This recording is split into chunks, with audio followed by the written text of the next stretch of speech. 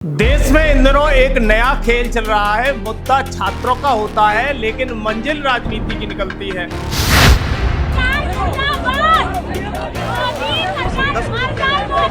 बात paper leak से शुरू होती है, लेकिन कुछ देर बाद नारे सरकार गिराने लगाने लगते हैं, आजादी मांगने वाले लगने लगते हैं।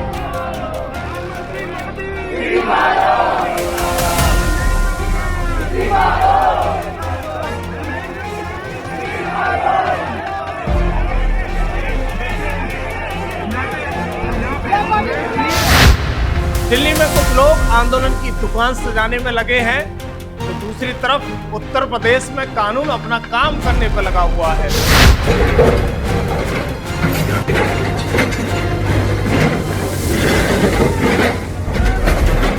जैसे ही सीएम योगी कहते हैं कि रामद्रोहियों के लिए कोई जगह नहीं है, जो राम का नहीं वो किसी काम का नहीं। अयोध्या में राम भक्त के अलावा कोई रामद्रोही घुस ही नहीं सकता है, ऐसी व्यवस्था कर दी गई है। दर्शकों नमस्कार, मैं योगेश कांत हूं और आप खबर एक्सपर्ट देख रहे हैं। दर्शकों, देश में इन दिनों एक अजीब राजनीति देखने को मिल रही है।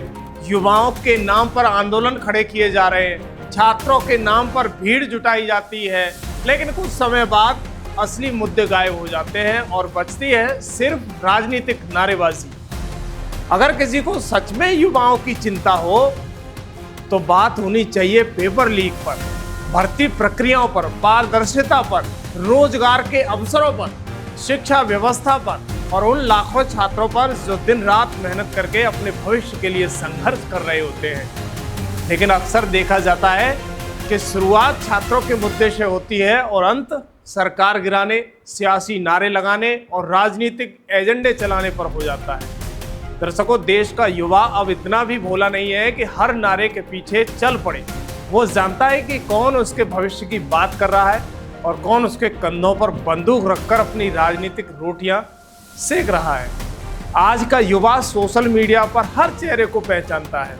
उसे पता है कि कौन हर आंदोलन में मौजूद रहता है, कौन हर विवाद में दिखाई देता है और कौन हर मुद्दे की राजनीति में अवसर बदलने की कोशिश करता रहता है।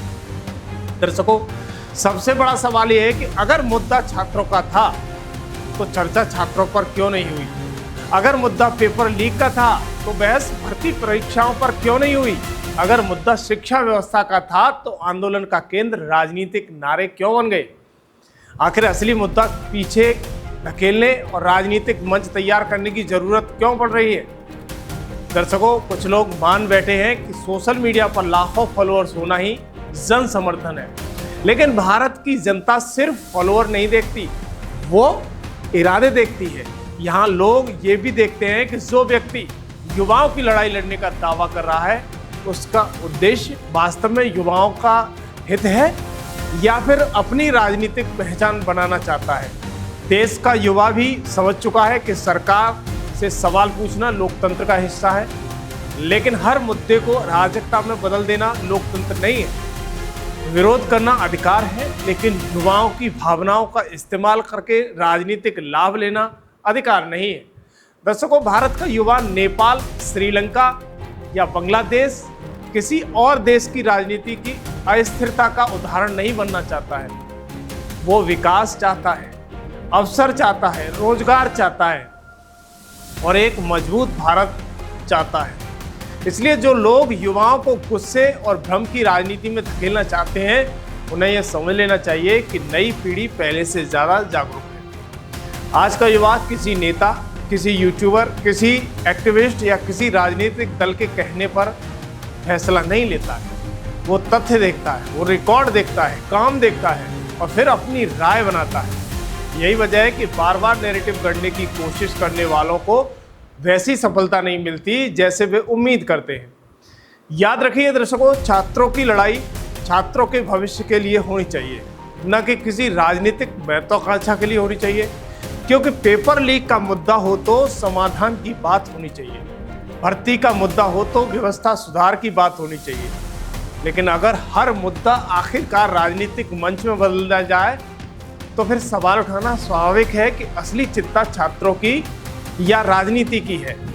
देश की जनता और देश का युवा दोनों समझदार है। इसलिए जो भी राजनीति युवाओं के नाम पर होगी उसका हिसाब भी युवा ही करेगा। यही लोकतंत्र की सबसे बड़ी ताकत है। दर्शकों, आपने कई तरह के कॉकरोच देखे होंगे, कुछ साधारण, कुछ उड़ने वाले, कुछ दीवारों पर रेंगने वाले, कुछ ऐसे जो अचानक हर आंदोलन में, हर विवाद और हर कैमरे के सामने प्रकट हो जाते हैं। उनमें भी कई ब्रांड होती हैं दर्शकों। कोई खुद को क्रांतिकारी बताता है, कोई खुद को बुद्धिजीवी घोषित करता है, तो कोई ऐसा व्यवहार करता है कि मानो अभी अभी किसी दूसरे ग्रह से धरती पर उतरा हो और आते ही देश को ज्ञान देने का ठेका ले लिया हो उसने। इनकी बात करने की शैली भी बड़ी निराली होती है। आत्मविश्वास इतना कि मानो पूरी दुनिया की समझदारी का ठेका इन्हीं के पास हो। लेकिन जब दो सीधे सवाल पूछ लिए जाते हैं तो पूरा नैरेटिव इनकी हवा निकल जाती है। तो चलिए दर्शकों, पहले सुनते हैं इन विशेष प्रजाति के कॉकरोच की जुबानी कि आज देश को बचाने वाले हैं, व्यवस्था बदलने की क्रांति लाने का एक नया प्लान लेकर तैयार हुए हैं। देखिए पहले कॉकरोच के जो रहन सहन के तरीके हैं, वो नए तिलचट्टे हैं। देखिए किस तरीके से बोलते हैं, क्या डिमांड रहती है इनकी। आप भी कॉकरोच है क्या? आप अखरोच क्या पूछ रहे हैं? कहाँ से है, घर से या नाली से? यहीं से बीमार हमने देश से हैं? आप नाली से आप जैसे सपोर्टर जो कांग्रेस जनता पार्टी को कैसे उठाएगा? देखिए आपके यहाँ पे चुम्मी का निशान लगा हुआ है। तो देखिए, अच्छे से देखिए। सपोर्ट उमर खालिद, यस, उसमें कोई बुराई नहीं है उनको सपोर्ट करने के लिए है। लेकिन ये नारा चुम्मी लगा के आए हैं, कैसे बदलेगा? वो मेरी मर्जी, मेरा कपड़ा, मेरा तन, मतलब मैं कुछ करना। हूँ तो फाका यू टेल मी। नहीं, हम कह रहे दर्शकों, कुछ लोग दिल्ली में कॉकरोच आंदोलन को देखने गए, तब तक यूपी में बाबा ने खेला कर दिया। लगातार सील बुलडोजर कार्रवाई ने विरोधी विपक्षी नेताओं की घबराहट पैदा कर दी। दरअसल सूर्या हत्याकांड के बाद गाजियाबाद पुलिस का सख्त एक्शन लगातार जारी रहा। मुख्यमंत्री योगी आदित्यनाथ के निर्देश के तहत आज साहिबाबाद के शहीद नगर इलाके में भारी पुलिस बल तैनात किया गया। पीएसी डॉग स्क्वाड के साथ व्यापारिक सर्च ऑपरेशन चलाए गए, लेकिन इसके साथ साथ एक बड़ी कार्रवाई भी देखने को मिली। दर्शकों, तो वहीं दूसरी तरफ संभल में एक बड़ी मस्जिद को ढा दिया गया। बुलडोजर कार्रवाई हुई, प्रशासन मौजूद रहा, तमाम सारी फोर्स मौजूद रही, लेकिन इसके बाद विपक्ष लगातार छाती पीटने लगा। दर्शकों, आज समाज सबसे बड़ा विपक्षी से है। जब भी किसी अवैध कब्जे पर कार्रवाई होती है, जब भी प्रशासन बुलडोजर लेकर पहुंचता है, तब सबसे पहले विरोधियों के लिए कौन खड़ा हो जाता है? आखिर विपक्ष की हमदर्दी हमेशा उन्हीं लोगों के साथ क्यों दिखाई देती है जिन पर अवैध निर्माण, अतिक्रमण या कानून तोड़ने के आरोप होते हैं? अगर कार्रवाई गलत है तो अदालतों को जाइए, कानून बताइए, कानून का पालन करिए, संवैधानिक व्यवस्था मौजूद है। लेकिन विपक्ष पहले सड़क पर शोर मचाता है, प्रेस कॉन्फ्रेंस करता है, सरकार को घेरने की कोशिश करता है और बाद में कानून की बात करता है। आखिर क्यों? मुख्यमंत्री योगी आदित्यनाथ साफ कह चुके हैं कि अवैध कब्जा किसी का भी हो, छोड़ा नहीं जाएगा, चाहे वो कितने ही रसूखदार क्यों ना हो, कार्रवाई होगी। लेकिन सवाल ये है कि जब सरकार अवैध कब्जे हटाती है तो विपक्ष को दर्द क्यों होता है? क्या विपक्ष कानून के साथ खड़ा है या अवैध कब्जेधारियों के साथ खड़ा है? दिल्ली से लेकर उत्तर प्रदेश तक पूरा नैरेटिव खड़ा करने की कोशिश की जाती है। जनता को बताया जाता है कि लोकतंत्र खतरे में है, संविधान खतरे में है। दर्शकों, दिल्ली से लेकर उत्तर प्रदेश तक एक पूरा नैरेटिव खड़ा करने की कोशिश की जाती है। जनता को बताया जाता है कि लोकतंत्र खतरे में है, संविधान खतरे में है। लेकिन क्या संविधान का मतलब अवैध कब्जों का संरक्षण देना है? क्या लोकतंत्र का मतलब कानून तोड़ने वालों को बचाना है? विपक्ष इन सवालों का जवाब कभी नहीं देता है। सबसे दिलचस्प बात यह है कि जो लोग दिन रात संविधान की दुहाई देते हैं, वही लोग अदालतों के फैसले और प्रशासनिक कार्रवाई पर सवाल खड़े करने लगते हैं। अगर जांच एजेंसियों की कार्रवाई की बात की जाती है तो राजनीति होती है, अगर पुलिस कार्रवाई करे तो राजनीति है, अगर बुलडोजर चले तो राजनीति है। आखिर हर कार्रवाई में राजनीति और हर आरोपी में उन्हें पीड़ित क्यों दिखाई देता है? दर्शकों, जनता अब पहले जैसी नहीं रही है। जनता समझ रही है कि कौन कानून के राज की बात कर रहा है और कौन वोट बैंक की राजनीति कर रहा है। जनता देख रही है कि एक तरफ अवैध कब्जों के खिलाफ कार्रवाई हो रही है और दूसरी तरफ कुछ राजनीतिक दल उसी कार्रवाई को रोकने के लिए मैदान में उतर जाते हैं। आज विपक्ष को देश की जनता का जवाब देना चाहिए। क्या वो कानून के साथ है या कानून तोड़ने वालों के साथ है? क्या वो अवैध कब्जों के खिलाफ है या उनके संरक्षण में खड़ी हो जाती है? और अगर बुलडोजर कार्रवाई गलत है तो फिर अदालतों में जाकर उसे चुनौती देने के बजाय सड़क पर राजनीतिक नोटंकी क्यों करना चाहती है विपक्ष? यही सवाल है कि जिनका जवाब देश की जानना चाहता है, क्योंकि अब बहस बुलडोजर की नहीं है, बहस कानून के राज और वोट बैंक की राजनीति के बीच है। वैसे दर्शकों, सीएम योगी कहते हैं कि रामद्रोहियों के लिए कोई जगह नहीं है, जो राम का नहीं वो किसी काम का नहीं। अब तो अयोध्या में राम भक्त के अलावा कोई रामद्रोही घुस ही नहीं सकता है, ऐसी व्यवस्था कर दी गई है। आज तो अयोध्या चमक रही है, एक नई अयोध्या का मॉडल आपके सामने खड़ा हुआ। जो दर्शकों, आज सबसे पहले तथ्यों को समझना जरूरी है, क्योंकि शोर बहुत हो रहा है लेकिन सच्चाई किसी के सामने नहीं आ पा रही है।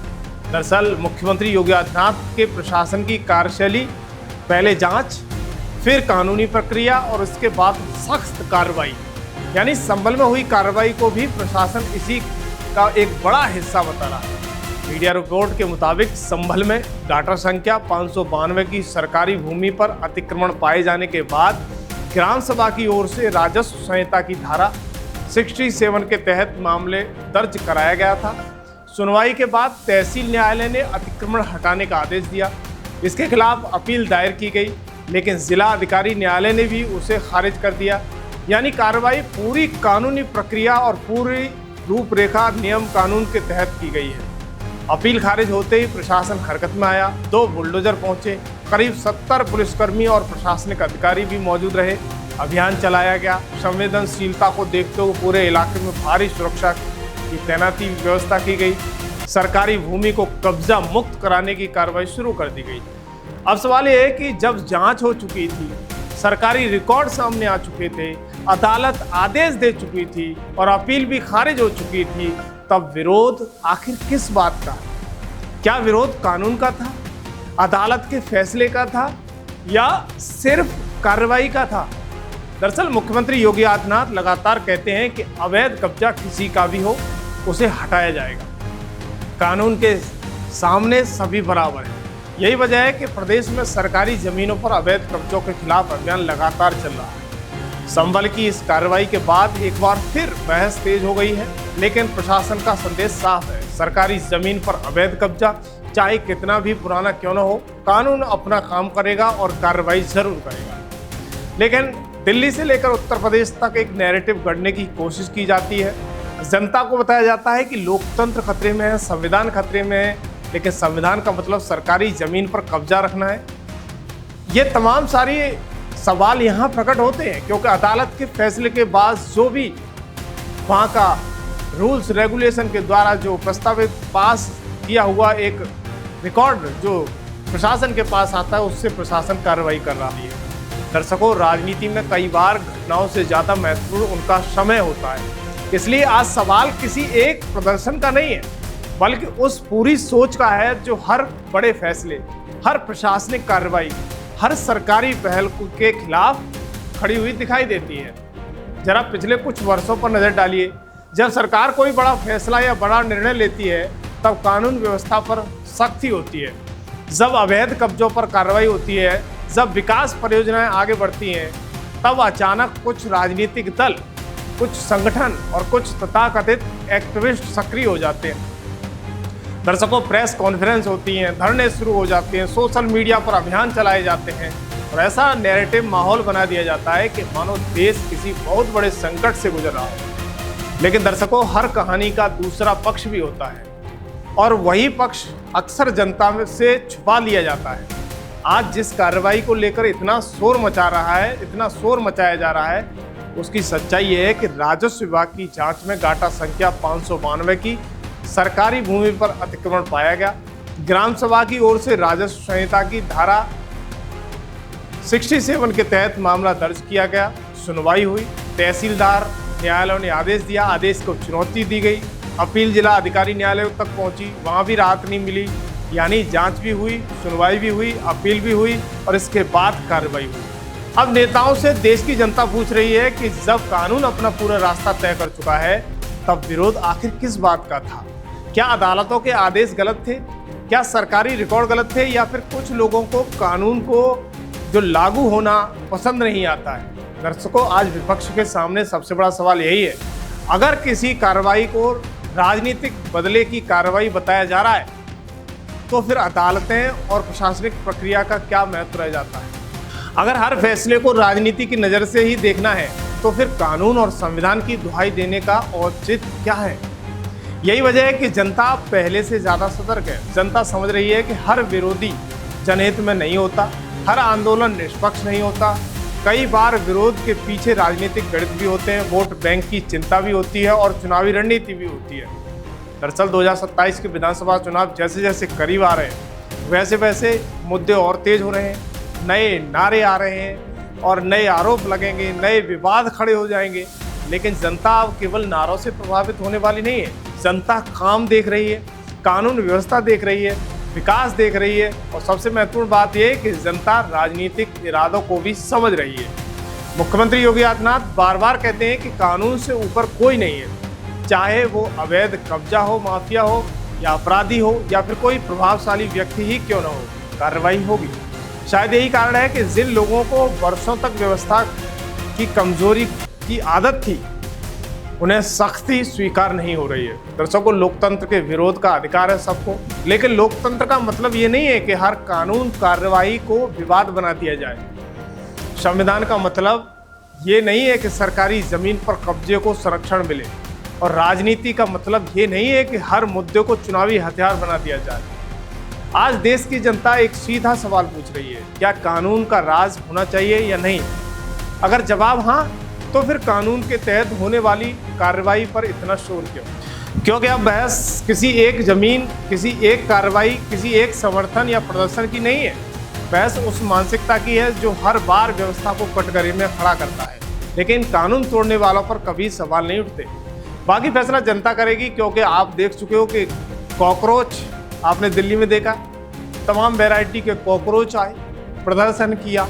कुछ कॉकरोच ऐसे थे जो नाली में तुरंत निकल के आए, कुछ कॉकरोच ऐसे थे जो हवा में उड़ रहे थे, कुछ कॉकरोच तो ऐसे थे कि मानो ऊपर सीधे स्विट्जरलैंड या कहीं और से आए हो। लेकिन इसका प्रभाव जनता पर क्या रहता है, इसका प्रभाव उन युवा, उन जेनजी पर क्या रहता है, ये आने वाला भविष्य तय करेगा। इन कॉकरोचों के आने से कुछ बिगड़ने वाला नहीं है, कुछ सुधरने वाला नहीं है, क्योंकि मुद्दा नीट परीक्षा का जो एग्जाम फेलियर है उस पर होना था। कुछ मुद्दे एसएससी और तमाम सारे जो एग्जाम फेल हुए हैं उन मुद्दों पर बातचीत करने का था, लेकिन उस मुद्दे पर बातचीत नहीं हुई। तो दर्शकों, सबसे बड़ा सवाल यही है कि अगर मुद्दा छात्रों का था तो राजनीति कौन कर रहा था? अगर लड़ाई पेपर लीक के खिलाफ थी तो नारे सरकार गिराने के क्यों लग रहे थे? और अगर चिंता युवाओं की थी तो असली मुद्दे बीच रास्ते में क्यों गायब हो गए? दूसरी तरफ उत्तर प्रदेश में योगी सरकार का मॉडल बिल्कुल अलग दिखाई दे रहा है। अपराधियों पर कार्रवाई हो रही है, माफियाओं के खिलाफ अभियान चलाए जा रहे हैं, अवैध कब्जों पर बुलडोजर चलाना शुरू हो चुका है, कानून व्यवस्था को मजबूत करने का तरीका निकल चुका है, सरकार लगातार एक्शन मोड में नजर आ रही है। यही वजह है कि समर्थक इसे कानून का राज बताते हैं और देश का युवा अब समझदार है। वो सिर्फ भाषण नहीं सुनता बल्कि काम भी देखता है। वो देखता है कि कौन उसके भविष्य की बात कर रहा है और कौन उसके नाम पर अपनी राजनीति चमकाने की कोशिश कर रहा है। और जहां तक इस तथाकथित कॉकरोच पार्टी का सवाल है, जनता अब इनके चेहरे भी पहचान रही है, इनके इरादे भी समझ रही है। हर आंदोलन में दिखाई देने वाले ये चेहरे आखिर हर बार एक ही स्क्रिप्ट लेकर क्यों आते हैं? ये सवाल भी अब जनता ही पूछ रही है। बाकी फैसला आपके हाथ है, अपनी राय। बाकी देश युवा चलाएंगे, क्योंकि एक तरफ कानून है, एक तरफ न्यायालय है, एक तरफ तमाम सारे रूल्स रेगुलेशन है।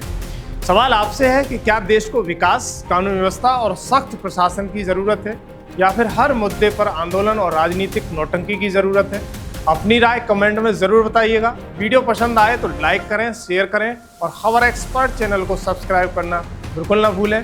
मैं योगेश कांत हूँ, देखते रहिए खबर एक्सपर्ट। धन्यवाद।